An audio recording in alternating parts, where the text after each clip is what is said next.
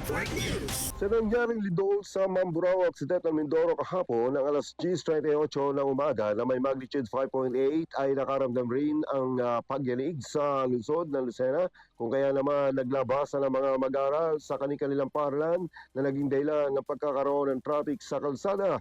Hindi naman earthquake drill ang ginawa ng mga estudyante sa isang paaralan sa Tayabas City, kundi totoo na lumabas ang mga ito mula sa kanilang mga silid-aralan at tumungo sa masama sa malawak na field upang iligtas ang kanilang sarili. Samantalang sa kuwang video sa isang tanggapan ng pamahalang panlalawigan ng Quezon ay nakita rin ang mga empleyado na nakasuot ng hard hat bilang bahagi ng pagpapatupad ng umiiral ng safety at emergency protocols at kalmadong lumabas ng gusali para magtungo sa open area.